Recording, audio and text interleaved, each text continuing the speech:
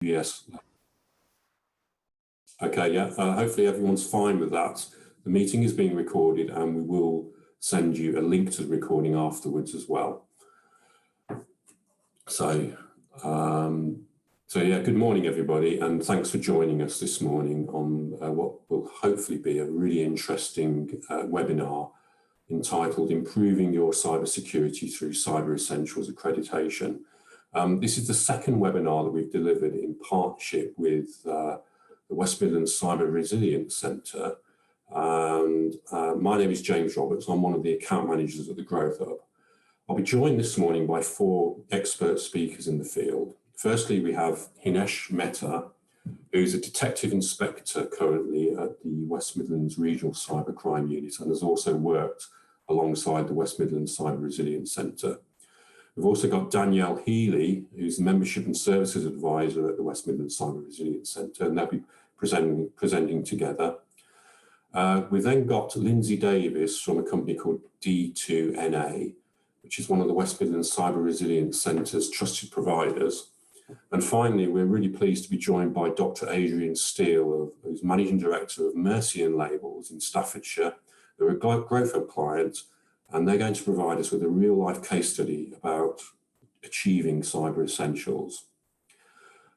Before I hand over to the experts, some logged on today are known Growth Hub clients, so will know all about us. But equally, there's quite a few who are new to the Growth Hub. So I thought it would just be useful to do a quick 5-minute presentation on what the Growth Hub is and the services that we offer. Okay, so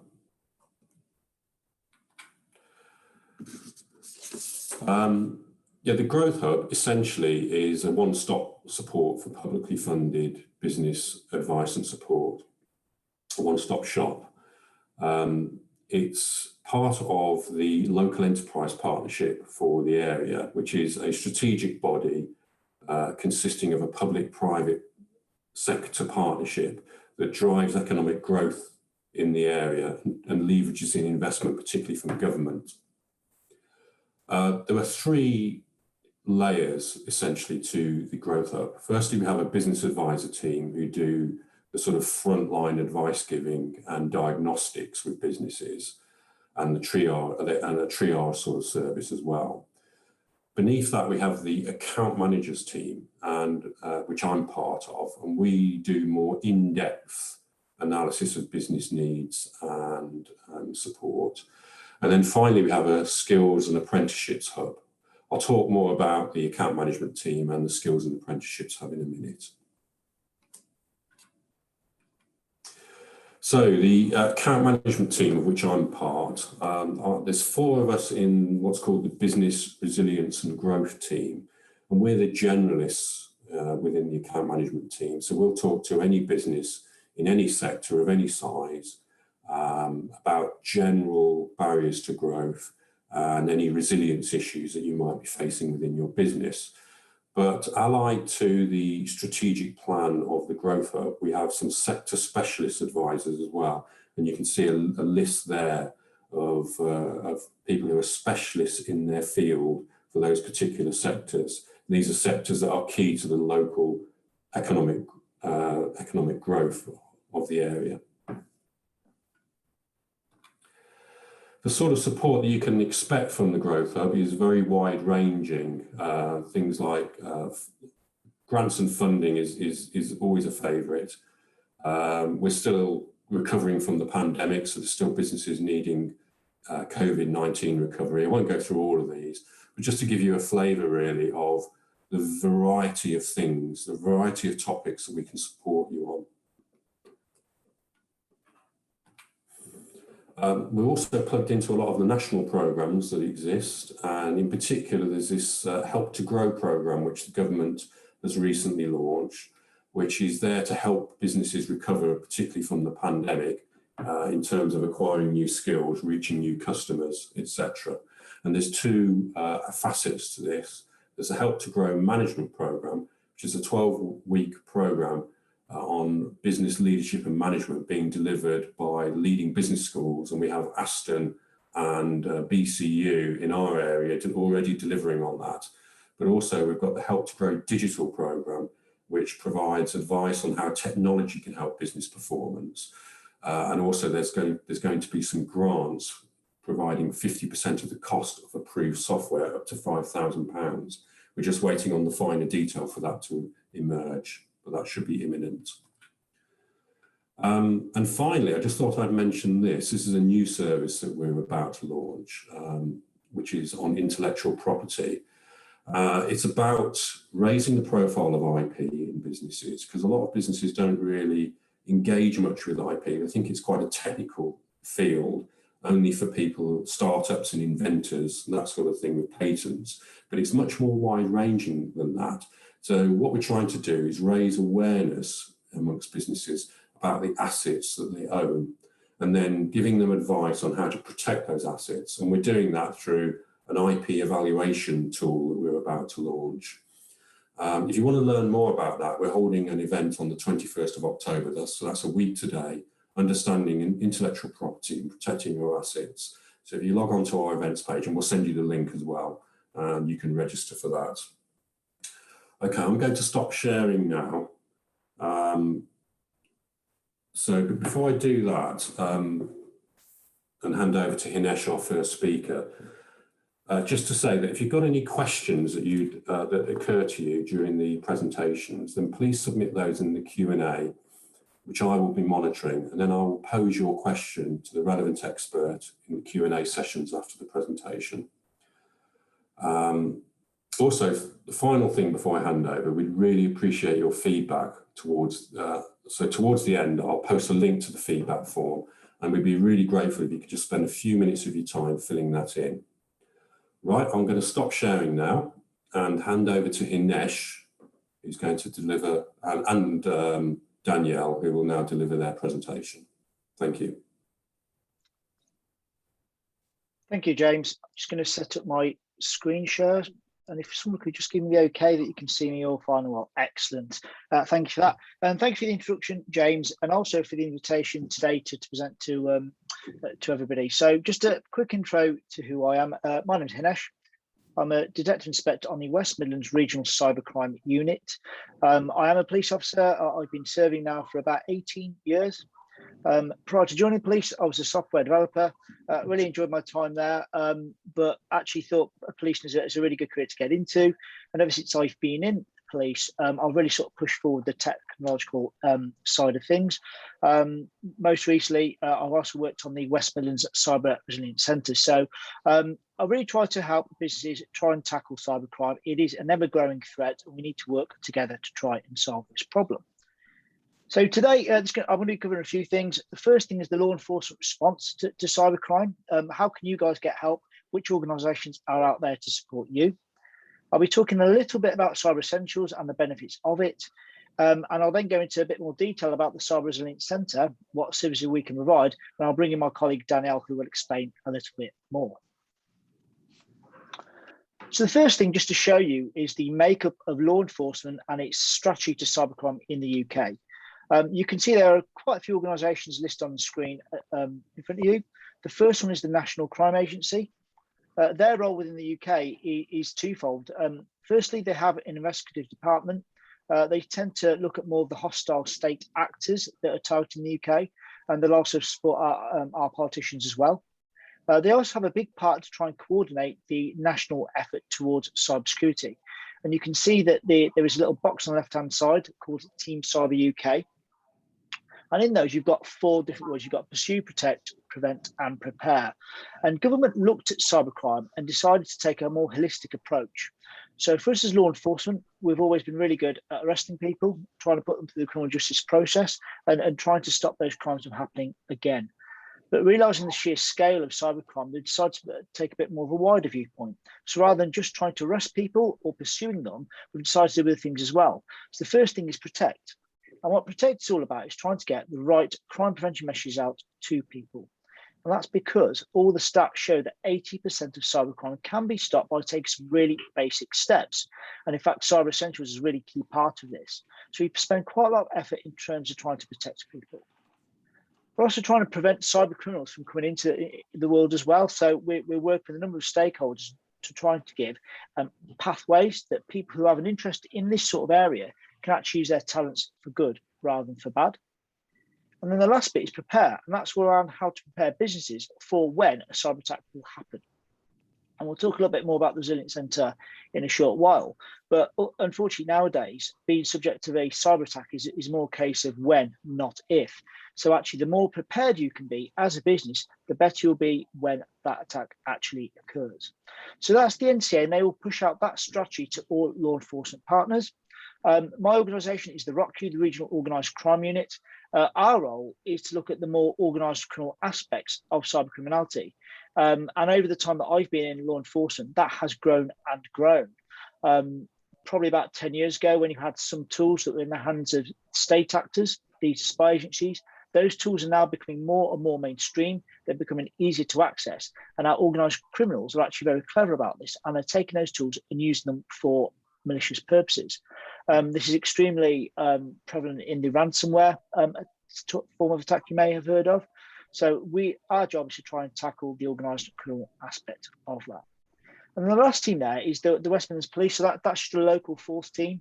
For those of you who don't know, we have 43 forces across the UK. Each one now has its own dedicated cybercrime team. And their job is to look at the more sort of volume offences, things like phishing emails or social media account takeovers. So with those three bodies, you should have, for any attack that takes place, an agency that is responsible to help you. You've also got two more organisations. You've got the NCSC, the National Cybersecurity Centre. It says there they are part of GCHQ. They are the technical authority for cybersecurity in the UK. We work very closely with them in a number of areas. They will, on occasion, provide us with notices to say that actually company A has been subject to a breach. We will then go to that company and say, just to let you know, this IP address range here has probably been affected. You may want to go away and check that. So we work very closely with them. And the last organisation is the Cyber Resilience Centre, which I won't talk about now because I've got a set of slides now that I'm going to go into a bit more detail. So what is the Cyber Resilience Centre and what was the purpose of it? So the Cyber Resilience Centre is a public and private sector initiative, and the aim is to strengthen small and medium businesses against cyber attacks. If you look at what's happened over the last sort of 5 to 10 years, there's been quite a big shift in terms of what our cyber criminals are doing. 10 years ago, they would tackle your big business. They would try and get into those networks, trying to exploit them. But actually, over the last 5 to 10 years, they've changed their MO. They've changed the way that they're working, and they're targeting small businesses more and more. Why is that? Well, the two main reasons. Number one is because small businesses have sort of become technology companies without realizing they are actually in the technology world. An example I always give is just driving down a street and you might see a cake shop. But actually, nobody in their right mind would consider that little shop to be a technology company, but they are. Because how are they taking payments? They're probably using credit card. How are they advertising? Are they using social media? Other little things as well. Have they got CCTV in their store? All that increases their exposure in the cyber world, which means they are more and more vulnerable to becoming a victim of a cyber attack. When you add to that the fact that they wouldn't necessarily consider themselves to be in that world, they may not be taking the right measures to protect themselves. I'm sure they've got a shutter on their window, but have they got the latest version of the antivirus software installed on their PCs? These are questions that we need to ask. So actually, when they've almost entered into the technology world without realizing it, it's kept this avenue open, and our criminals are very astute. They know that the barrier to entry for a small business is far easier than for a big business. And that's why it's reflected in our figures to show that SMEs are one of the most vulnerable sectors in the UK in terms of cybercrime. So the point of what we're trying to do is to strengthen SMEs. And how are we doing that? The first thing is by offering free core membership. I can't understate how important it is for you, any small business, to sign up to what we're trying to do. It gives you access to a range of services entirely at no cost. Gives you access to the latest NCSE guidance. We'll keep you updated on what's coming out. Gives you access to a board toolkit, which helps you really think about your business and where it is. We even offer a free exercising tool, so you can actually spend a day talking about your business and how you can actually prepare yourself for a cyber attack. We provide you with regular newsletters. And over and above that, one of the things that we're doing now is offering a free 30-minute consultation on a completely non-commission, unbiased spaces with someone from the WMCRC that will talk through your business and actually what is it that you need. I've done a number of these myself, and on any occasion, actually, it looks like the business is okay. On other occasions, it might just be a few £100 spend to really help strengthen your business. So again, I can't underestimate how important it is for this free core membership and how good it really is. We'll give you some more information later on how you can sign up to that.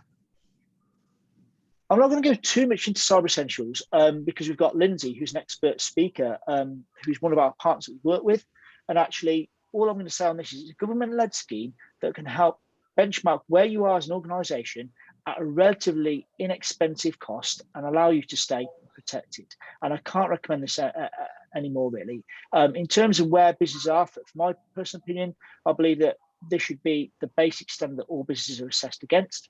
It also allows you to bid in for government contracts should your business scale into size and be in that area in the future. So there are some real tangible benefits. But as I said, I'm not going to go into too much detail about this now because Lindsay is going to cover that later. There are two forms of Cyber Essentials. There is Cyber Essentials and there is Cyber Essentials Plus. And again, the Plus one gives you a little bit more of insurance than Cyber Essentials does. So I'm just going to now pass you over to Danielle Healy, who is our Membership and Services Advisor, who will talk about our actual membership package that you may want to take advantage of. Thank you, Hanesh. It's going to be my Chris Whitty next slide, please, as well. So we've spoke a little bit around the free core membership, but if you're looking for a bit more of an affiliation with the Cyber Resilience Centre, you can have that too. You have options from £500 up to £1,300 and £3,000. But my personal favourite is the £500 one. Reason being is that you get to say that you're working with a police-led not-for-profit organisation around cybersecurity, around resilience. You get the ability to put our logo on your website. We can put yours on ours as well under our Who We Help page, and that enables people to find you as well. You know, if they're thinking of, say, for example, working with recruitment, working with a small business, they've got a direct link through ourselves to you. We also have some service bolt-ons available as well, which I'll cover as part of that membership. And next slide, please, Hanesh. These service bolt-ons can be security awareness training. So we're all here because we're wanting to find out more about cybersecurity, about Cyber Essentials, and we can never not learn enough. So security awareness training covers the kind of main principles of cybersecurity: phishing, backup, kind of the introduction to cyber resilience.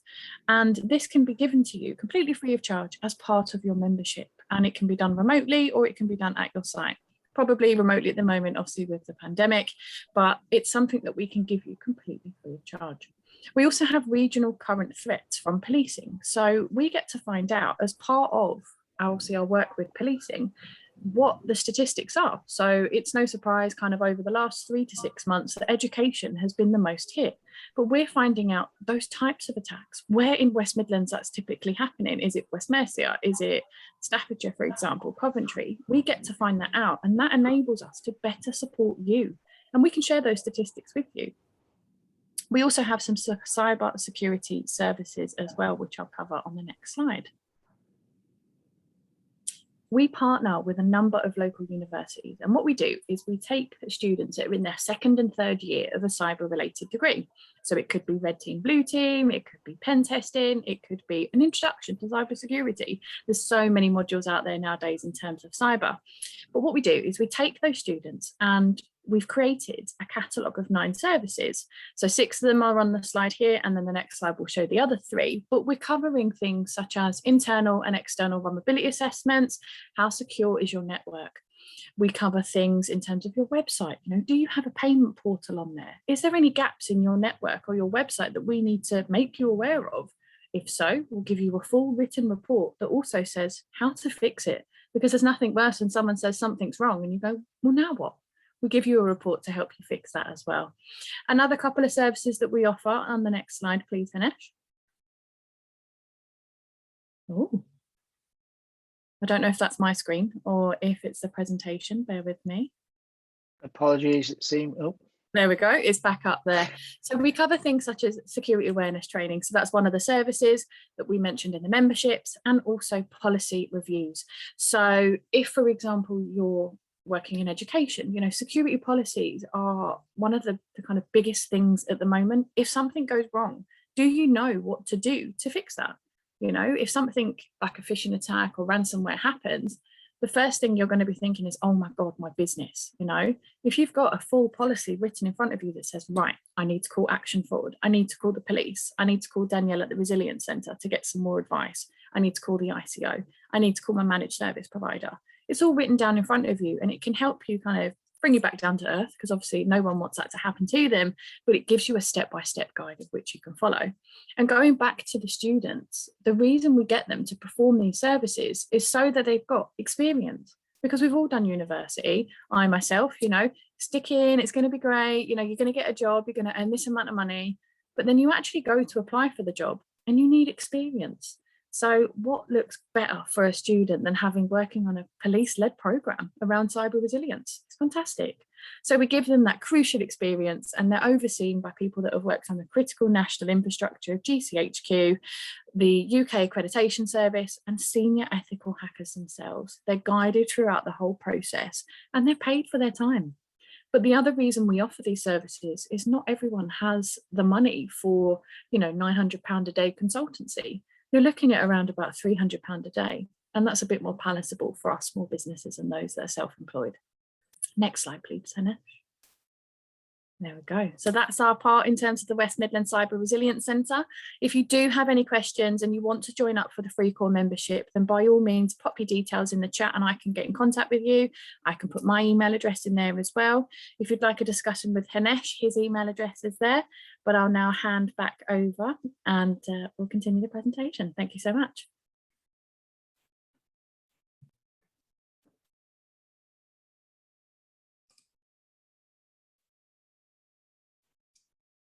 I'm assuming I'll just go next.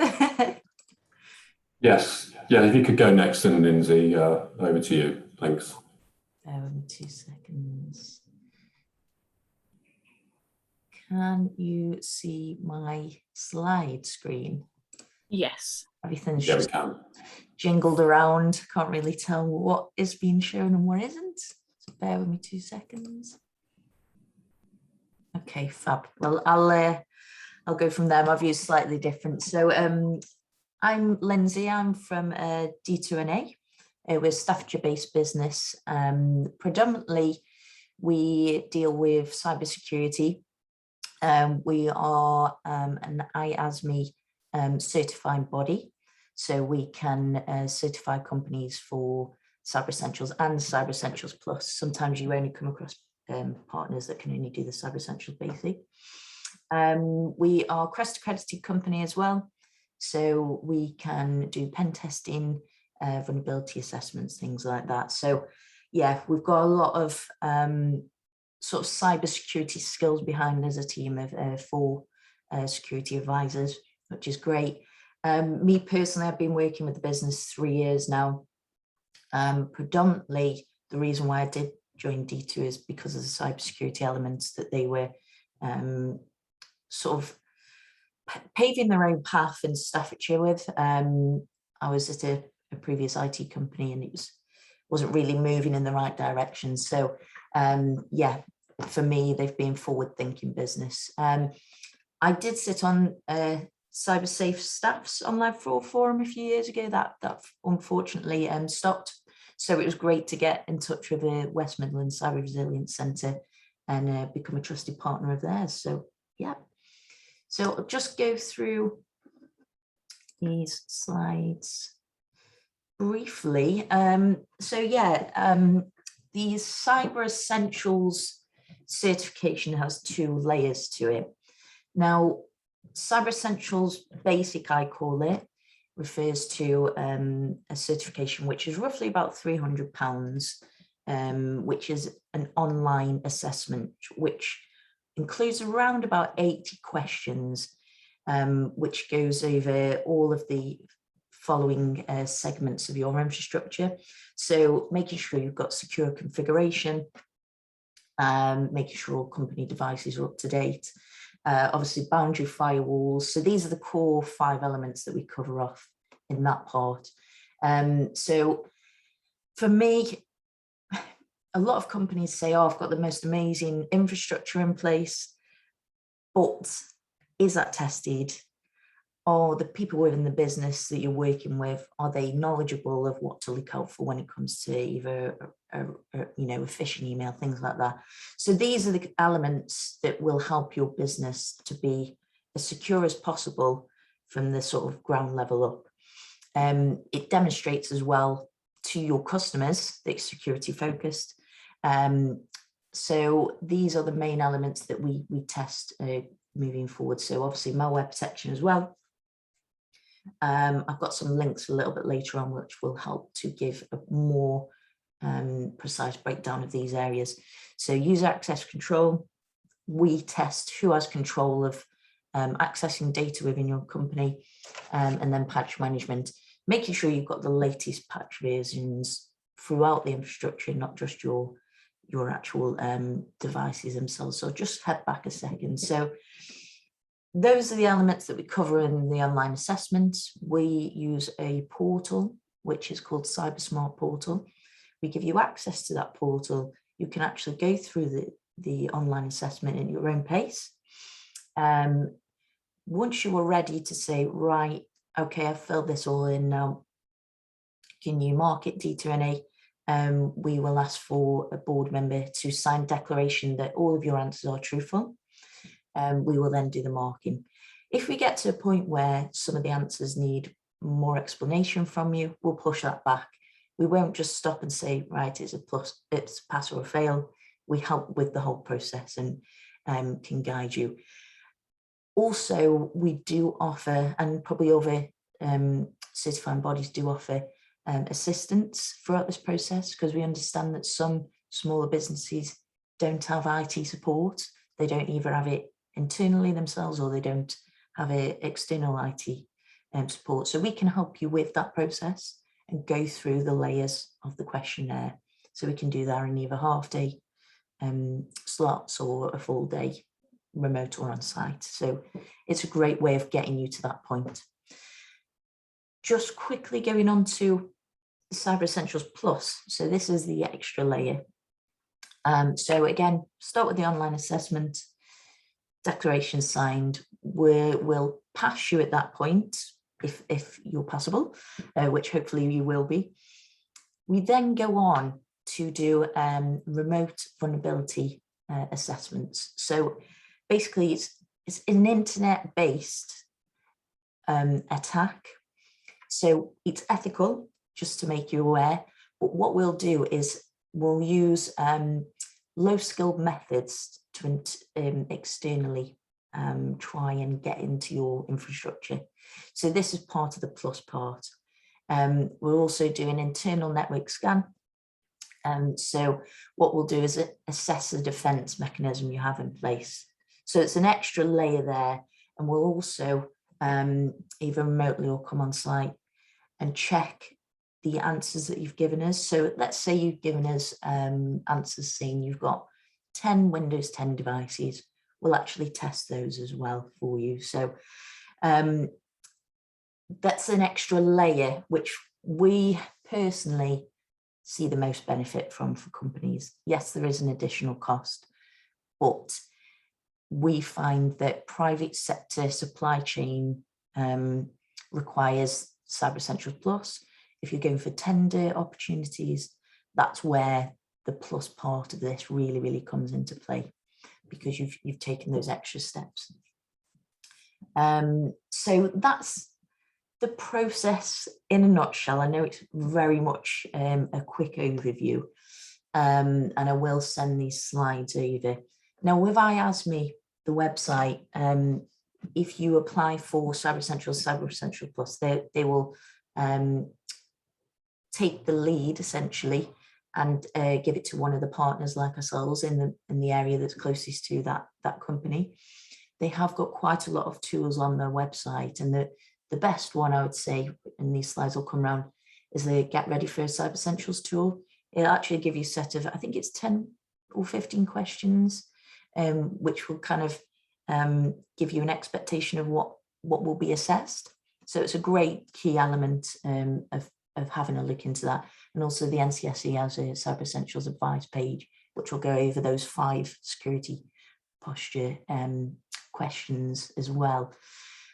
Takeaways for me, the biggest thing that we're seeing as a trend is a lot of companies don't have 2-factor in place, which is like if you do online banking, you'll be asked for a second password or a set of numbers. When you log into your online banking, you then have to do that. That's the biggest area that we're finding is a weakness for companies. And also a password manager. There's a company called LastPass where you have secure passwords generated. They're all in a pot there. So you don't have to keep writing down your passwords or memorizing them or repeating the same one for multiple websites. So they're good takeaways. And like I say, we'll pass these round. The only other thing I wanted to kind of tell you about is if you know of any charities, IASME are doing a scheme as of next month, so between the 8th and the 12th of November. There's a charity discount. So for the basic assessment, it's normally £300 to end user plus VAT. They're reducing it to 225.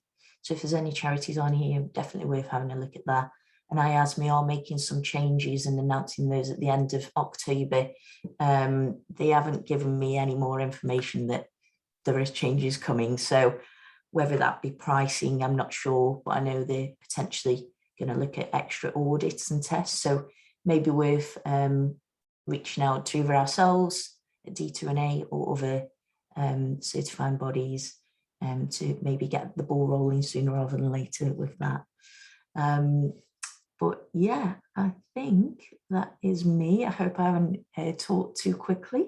My links are there for LinkedIn, email, and Twitter as well. So that's myself done. So thank you very much.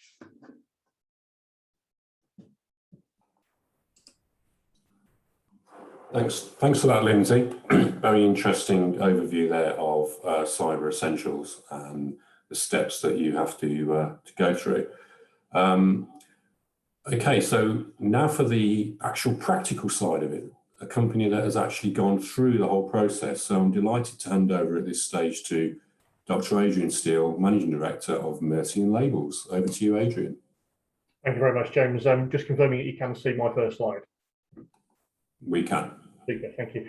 Thank you very much for inviting me today just to cover some practical experiences of going through Cyber Essentials. So in terms of the other panelists here, I'm clearly the new kid on the block. I'm a geologist who runs a packaging manufacturing business.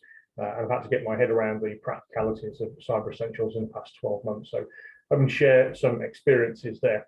First off, I just want to endorse a lot of what Lindsay covered in her presentation. Those observations about password managers and multi-factor authentication, there's some really strong, early quick wins there.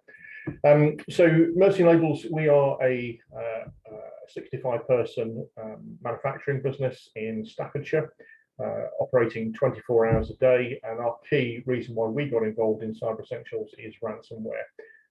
In essence, our products end up on shelves. It's not particularly secret in terms of data theft. However, the operational resilience that we need and the threat of ransomware is very significant for us, and so we put quite a lot of time and effort into this and been through that journey. So, just want to cover first off, why we chose Cyber Essentials. I think the main reason this is a bit of a go-to 101. It's widely respected and easy to understand. So, if you are not in a business that's already well down the IT security journey, then this is a very very good place to start, and it's easy to understand. The audit fee is very reasonable, and I think the main part that you'll see as a business benefit is that confidence that at least you've knocked off, if you're able to get through Cyber Essentials, the main easy wins that can come. You're not going to turn yourself into GCHQ or a government body, but you'll make a massive difference by going through this. So that's why we chose Cyber Essentials as opposed to one of the ISO IT security standards or other schemes. It's just very easy to understand. I'd certainly recommend that. How do we go about it? And again, Lindsay referred to this. There is a sort of self-assessment PDF that's on the IASME website, and that's a really, really good place to start, because if you don't understand what you're getting into here, you might be a long, long way away from that standard. So there's no point trying to use it to get yourself close to the standard. I would certainly be looking at that and seeing, are you already close? How did we go about it? In essence, we sort of had, the in-house IT person happened to be me. It's one of my responsibilities. Draft most of the questions. So again, in an SME environment, we're trying to do this fairly cost effectively rather than outsourcing the whole thing. And it also enables you to use the tools to assess where your strengths are, where your weaknesses are, and where the, oh my God, I need to do something about that type of issues crop up. I then paid for our MSP architect to have a technical review of that document to one of their senior technical director. And again, that came up with some answers for issues that I wasn't really sure of, to be honest with you, and what we could, I'll call it, get away with, and actually what becomes deal breakers. And I've got a list of those on the next slide. Put the changes in place. So, we've sort of worked over for a number of weeks, I'd probably say a month or so, till we were happy that the job list really that our MSP gave us to say, these are the things you really need to check before you go through for assessment. And then it's a copy and paste job. When you've got the questions, because they're all standard questions, they're public domain, and then you can copy and paste those into the IASME website, pay your fee, and then a assessor appears to get allocated. Now, this is one little trap I think people need to be aware of. You get, I think it's 3 days from when the assessor comes back to you with a list of questions, clarifications, to have those fixed. If you're not on the ball and ready for that, then in essence you fail that, and then you have to reapply again. So you've got to be sort of quite on the ball and ready with your IT support and ready to go for those sort of feedback. And we've only done the Cyber Essentials, not Cyber Essentials Plus. That's certainly the next step for us. I think next year when we go through, I think it's March or so, then we'll probably escalate up to the Cyber Essentials Plus. So sort of, takeaways from me, certainly, go through that FAQ document before really starting. I think that's a really, an easy way of seeing if you're eligible. If you don't have all of those, those key systems already, so you've got a half decent managed IT infrastructure, then go and do that first before you start here. You'll just find it to be a lot easier to get through. If you've already got good managed endpoints, you've got good backups and firewalls, everything is patched within 14 days, and all those things are automated or contracted, or you're very reliable to do those things. Practical experience, we're Office 365 house, and we allow our staff to use mobiles for certain or very limited functions.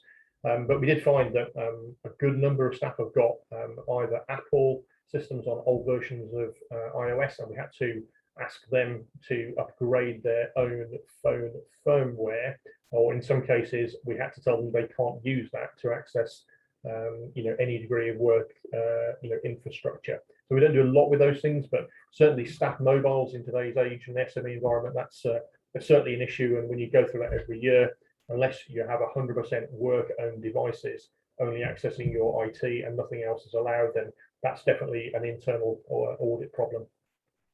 If you're in a factory, there is still a real challenge here with machines that have embedded operating systems in it. If you've got things that are really, really old, XP, and to some limited degree Windows 7 embedded, you've got to find a way of dealing with those. They're not supported, and it's just not practical to say, like a PC, just move it to Windows 10 or another operating system. Machines last a long, long time. They have to be connected to your network for automation, and so you've got a real technical challenge in sandboxing those or in some way maintaining them, and that can be a real issue. Being honest about these things, you find that you've got some old software on your network that people are using because they've always done it this way, and you have to take it off them. And internally, we found that to get through the standard, and that was a bit inconvenient. But there certainly is a real issue with making sure that software you're using is still maintained. I would certainly encourage this penetration test of the firewall. Obviously, Lindsay's covered that and said that that's part of the Essentials Plus. I'm just contracting that at the moment, so I've got some good idea for that.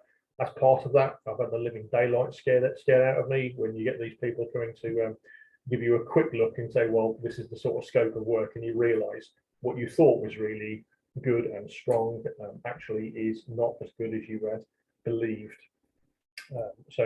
Yes, penetration testing, I think that's really quite useful. Yeah, at £900 a day odd, then it's not cheap, but I think it's probably quite effective given the consequences. Yeah, so the 14-day security patching, that's another real practical issue. A lot of things like switches and firmware, when they need to be updated within 14 days, it's quite hard to work out for all of those when those firmwares are being updated and get them in place. And I imagine that's a challenge for a lot of people with these standards. The processes, onboarding and offboarding, absolutely key to allow and deny permissions. But the human firewall, I don't think other speakers have mentioned yet. That's something we've put quite a lot of effort into, which is training 100% of our team at all levels across the business, where they have to complete 4 basic human firewall cyber security training modules and tests. That comes from our cyber insurance provider, and that's mandated for everybody every 12 months. I think it's something like 70–80% of successful ransomware attacks coming through phishing, and so training your people as opposed to just relying on the technology is a really important defense mechanism you've got. Stop people clicking on stuff that is obviously, or at least suspicious, bad, and bringing malware into the business. It prompted us to up our cyber insurance. We had a small policy for about 100k. Actually, when you look at the cost of a compromise for an SME environment in our size, 200 to 500k is a realistic cost now. So we've certainly chosen to insure to that level. And the reason for that is that you gain an enormous amount of benefit by working through lawyers when you have these situations, because you enjoy legal privilege. And so having specialist external IT companies to come and act for your insurer, and lawyers at the appropriate rates to engage with regulators and with other stakeholders, that's a pretty expensive ticket. So we certainly look for a decent level of insurance for that. Yeah, be honest. Questions about all you've got to do sometimes is just sign the form. Where I would say things like making old systems obsolete. You've got to try your best here to deliver the spirit as well as the sort of the detail of these accreditations. And then finally, for us, another thing that we did was to block all USB devices via group policy as another way of blocking out the potential sources of malware. So in essence, Cyber Essentials took us about sort of 2 months, I would say, from thinking, yes, okay, this is the right time to go and do it, to passing it. But we have the benefit of being a regular client of our managed service provider, and that all that infrastructure was initially there. So there we go. That's the end of my slides, and I'll pass it back across to James, please.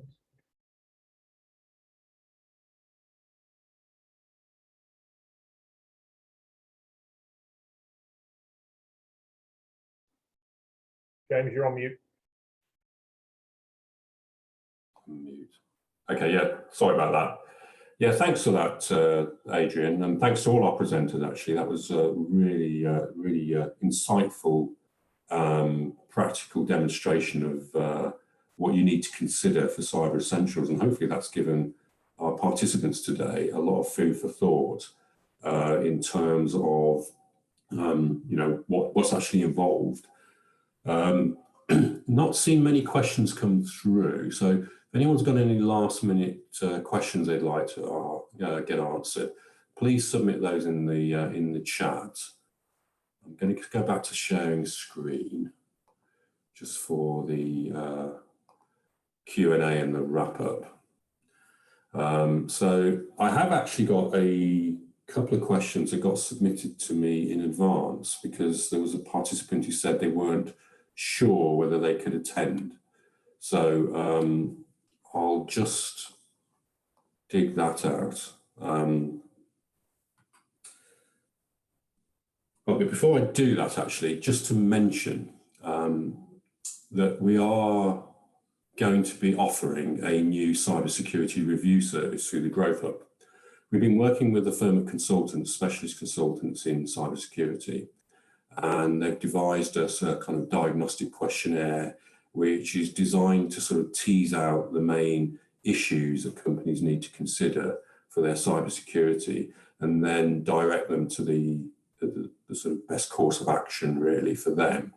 So we're going to be launching that really soon, and we'll provide details to you after the event, and you can have the opportunity to book in for an actual cybersecurity review of one of our account management team. So we'll provide details of that shortly, as soon as they're available.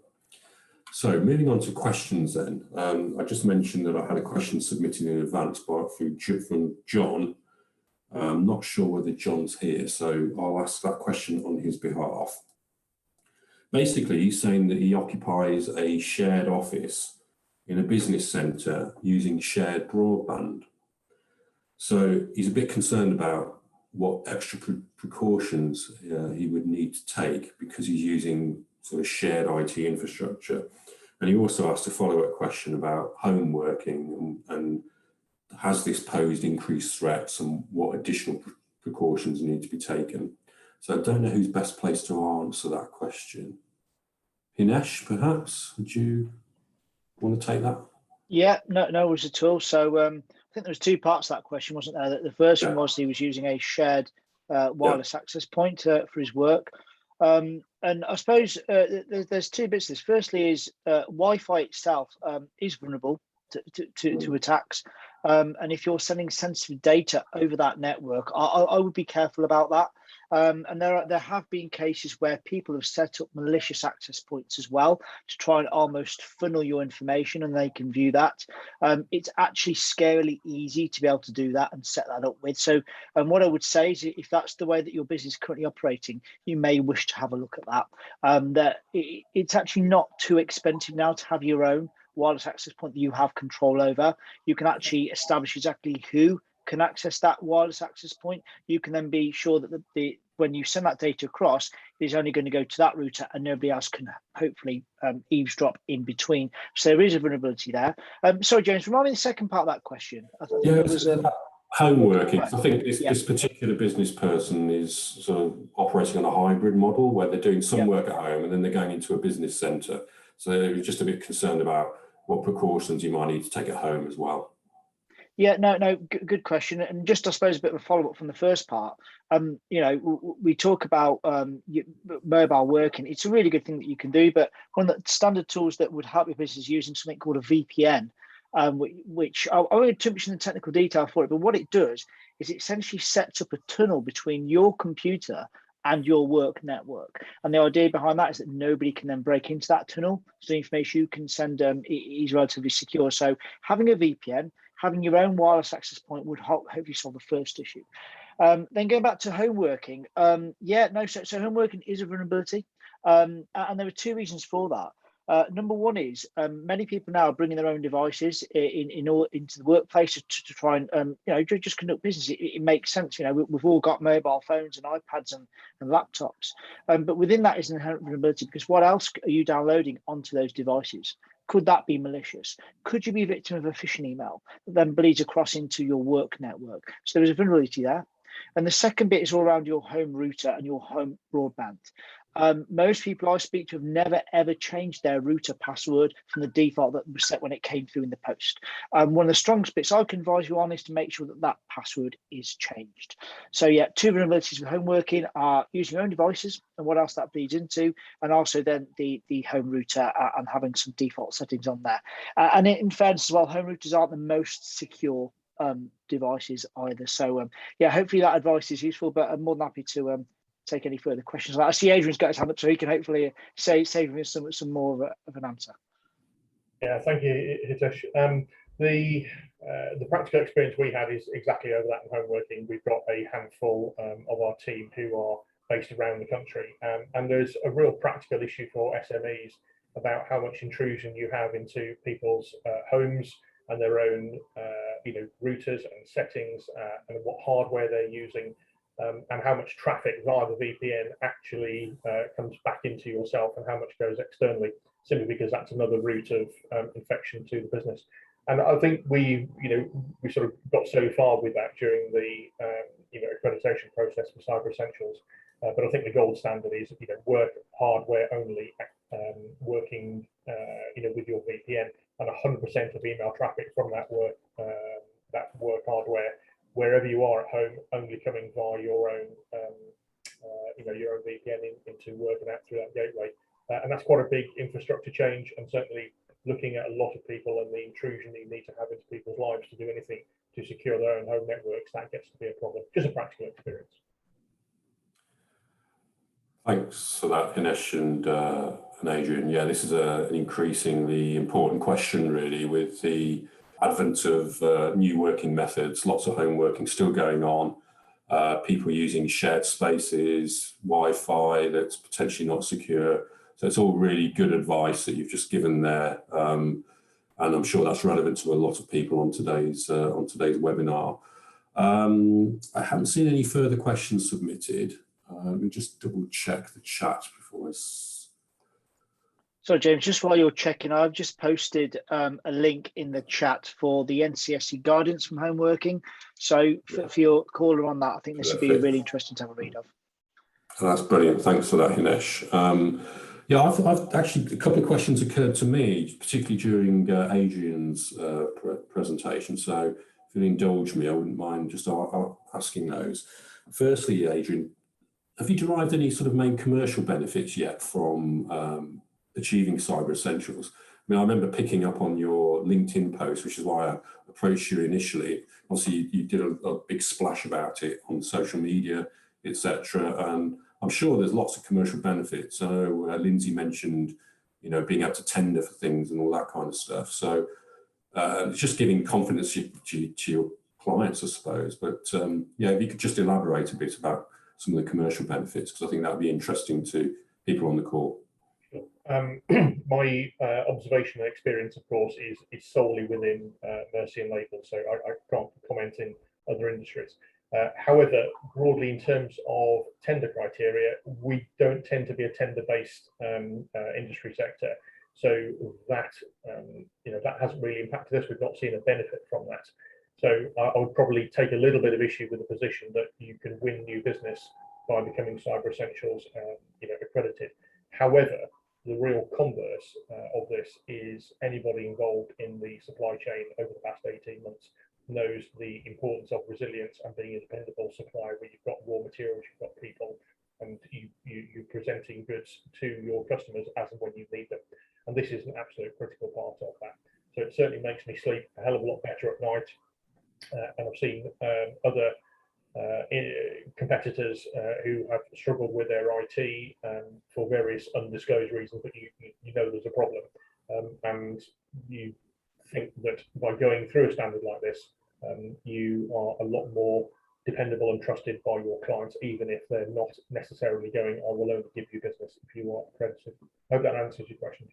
Yeah, it certainly does. I think it basically, to sum it up, it's an investment, isn't it, rather than a cost, because it sort of strengthens the whole resilience. A lot cheaper than the cost of recovering from a cyber attack in any way, shape, or form. Whatever money you're going into this, it will destroy your business if you're not prepared for it. In reference to a cost of a cyber attack, the typical cost is £8,000. That's how much you can stand to lose from a cyber attack. So if you think, wouldn't you rather spend, say, £1,000 making sure you're as tight as possible than lose a further £7,000? Daniel, that comes from scale, of course. As the businesses get a little bit bigger, then we're sort of invoicing many times that a day. the cost of taking down infrastructure for multiple days. I don't know, Danielle or Hitesh, if you know for an SME what the typical recovery time is from ransomware attack being launched through to restoration of normal services. I imagine that's measured in a small number of weeks. What does the data say? Yeah, so we did some analysis actually over some of our ransomware attacks a few years ago now. So the data's a little bit old, but the mean recovery time has been about 3 to 4 days. Okay, now that in itself doesn't sound like a lot, right? But when you consider the expense just in terms of having a remediation company come in to support you, on top of which you've lost that revenue for those 3 days, and then on the back end of that is just the loss of reputational reputation for your organisation. Some of that stuff cannot be quantified, and I'll be honest with you, it's getting worse. I mean, ransomware at the minute is one of the biggest threats to the UK. I'm just doing a bit of work for a presentation I'm doing on Monday. And the head of the NCSC has said the threat is larger than international espionage in terms of the business in the UK. I can't understate how much ransomware is affecting businesses in the UK right now. We've got people who can now set up ransomware as a service. So what you've got is groups of people who are technically minded, who are now offering other people a ransomware as a service. So they're almost like a franchisee, saying you can go and do your own ransomware attacks. We'll sell you the software. You go and do it, and we will take a cut from that. And they'll take, let's say, 10 to 20% of whatever ransom they received. And the example I give is a few years old now, but there's a group called Gan Crab. This group, who were the people who made ransomware as a service, were making $2.5 million per week. $2.5 million per week. So you can only imagine what the actual scale of the ransom was that the actual offenders were doing themselves. It's massive. It's getting bigger. The barrier entry is lowering. So just please be mindful of ransomware. And I understand that commercial consideration should be applied when you're using things like Cyber Essentials. But just think on the flip side, what that would cause your business. What would happen if that data was leaked out there onto the dark web or onto the clear net? How do your customers feel? How do your clients feel? How would that impact your long-term business? So I don't mean to scare everyone, because there's some obvious routes that can help you try and stay protected, but that threat is there and it is real. Sorry. Brilliant. Yeah, thanks for that. Just a final question from me as well. You mentioned cyber insurance. I'm just wondering where the best place to shop for that is, and also roughly what kind of cost can people expect? Can I go on that one, guys, if that's all right? So Yeah, sure. with Cyber Essentials accreditation, either one of those, you do get a standard cyber insurance policy. So probably not the best and most robust, but it is available to you, and there is more details on the IASME website, which you can also follow over. Did you, Adrian, keep that policy, or did you go shopping elsewhere? Because there are a lot of brokers about that do that specifically. Yeah, well, we had cyber insurance policy taken out about 2 years ago or so. We used Hiscox. They appear to be one of the leading companies in the UK. I think probably what we've noted, I chose not to go through the default scheme, and that's the reason in manufacturing we had to have some exclusions because of our embedded machines, and that's something I alluded to. There's no practical way, no amount of, it's not supported works when I've got a £500,000 piece of kit. You can't just write that thing off for that reason. So what I sort of did do is look at the cost of recovering back from a cyber attack for our scale. For us, it's a lot more than £8,000. Yes. So we increased it, to a much greater level. I think I was listening to a podcast from KnowBe4 yesterday, which was about the practical impacts of ransomware, and they were basically saying that the insurers are used to be quite cheap, quite cheap product, but certainly their costs and premiums are escalating very rapidly at the moment because of the success of ransomware gangs and ransomware as a service taking a 20% cut, as Hitesh was articulating, and that means that broadly people are getting a lot stricter and the premiums are going up. I think if I gave a rough figure for, I think we've got £500,000 cover now. I think it was a few grand a year, that sort of level. So again, it depends on, if you wanted to say it's 0.5% or something like that, I would imagine of your cover level. I'm not an expert in that. We sort of we haven't gone shopping, I think, but there's a smaller number of people involved in that now, because the amount of money they're having to pay, out in ransomware attacks, if they choose to do that, is quite significant. Yeah, so it's worth definitely shopping around, but there is a standard policy that comes with the accreditation as well. Thank you, Adrian. Okay, thanks for that, everybody. Okay, that brings us to the end of the webinar. I think we've hit 11 o'clock, just past. So just remains for me to mention the feedback form. I've put a link in the chat to that. If you can do that now, we'd really appreciate it. There's no time like the present. Just take about 5 minutes of your time, gives us a bit of feedback, enables us to improve future events, but also it will enable you to book ongoing support. If there's any ongoing support you need from us at the Growth Hub. We'll send you the slides, a link to the recording, some information about the Cyber Resilience Centre, D2NA, and Mercy and Labels, etc. after the event. So expect that in your inbox. Just remains for me to say thank you very much to Hinesh, Danielle, Lindsay and Adrian for their excellent presentations. We really hope you found that useful, and we hope that helps you in terms of your strengthening your cybersecurity in the future. Thank you very much, and we'll see you soon at a future event. Thank you. Bye, everybody.